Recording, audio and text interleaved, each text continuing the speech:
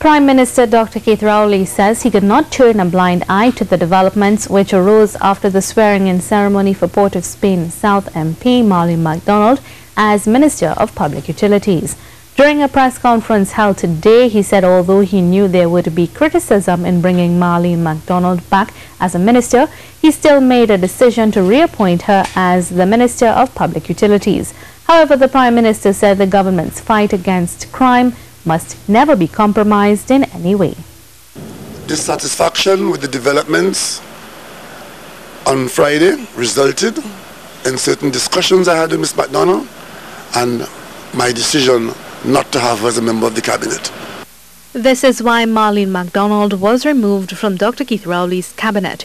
The Prime Minister said he had no clear way of knowing that all of this would have occurred at the swearing-in on Friday. If I had a crystal ball to look into it and say, if I appoint her, the swearing-in to the post will result in this, clearly I wouldn't have. But the bottom line is, I had no way of knowing that the swearing-in would have resulted in this situation. However, that's a different question to whether, in fact, I should have brought her back. I made a decision based on my overall view of the landscape. He was asked if her firing was solely based on the break-in protocol or the link between her and community leader Cedric Burke.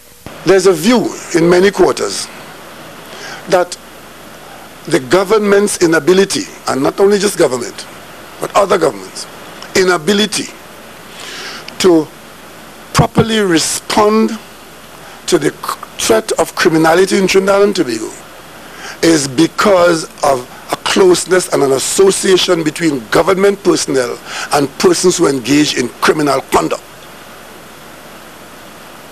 And nothing that supports that is to be encouraged in any form or fashion.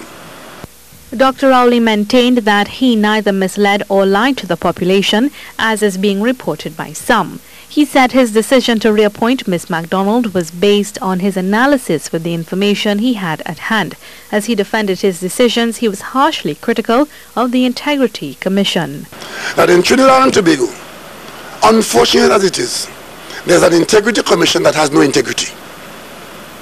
And therefore, when I look at the overall situation of this particular matter, in my own experience and the record of the Integrity Commission, I cannot but understand that it very well could be a situation where the Integrity Commission is playing in the politics of Trinidad and Tobago and people are being hurt in the process.